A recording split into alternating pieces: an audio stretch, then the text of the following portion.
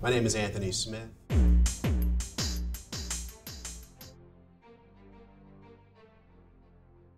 Our community mission house for the past year, we've been reading the Gospel of Mark. And one of the things that I find glaringly missing, if I can phrase it like that, obviously missing, Mark does not give us a theory of atonement. Matter of fact, Mark says Jesus was killed because he pissed off a whole bunch of religious leaders. That's why he was killed in Mark. Why did Jesus die? He died because he ran up against the orthodoxy of his day. He touched people he wasn't supposed to touch. He befriended people he was not supposed to befriend.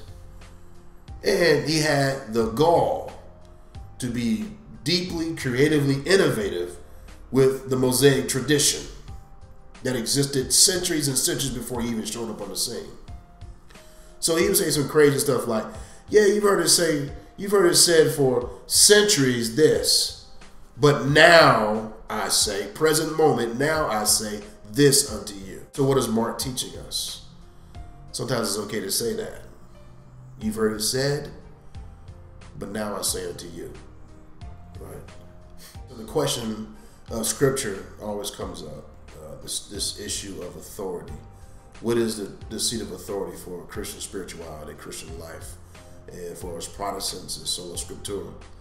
Sola scriptura, the Latin phrase for scripture only or only scripture, being the true biblical or true foundation for Christian belief and practice. And part of that being the canon of the scriptures.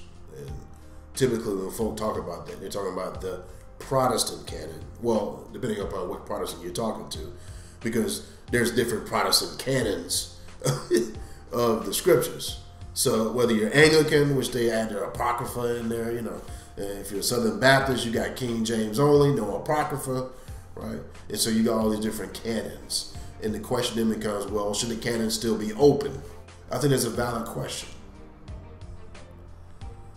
But I'm concerned with that question because it takes away from embodying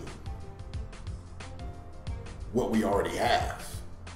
That's why I love when Phyllis talked about, you know, Christians being fixated on factuality of scripture as opposed to actuality of scripture. I heard about whether or not the earth was created in 6 days, that factually happening. But what does the creation story calling us to actually? How do we embody the spirit behind whatever canon that you find yourself in? What kind of life is it calling you to? What is the canon that your tradition has? What is it summoning you to? How is it calling you to live in this world? So honestly, I don't know how to answer that question for you. I'm Pentecostal, I'm a Protestant. I believe the 66 books of the canon. That's where I'm at, and I'm cool with that. If my other Christian brothers and sisters say that, no, Anthony, there's more books in the canon, that's fine. You run with that. You do that. I don't have to have that.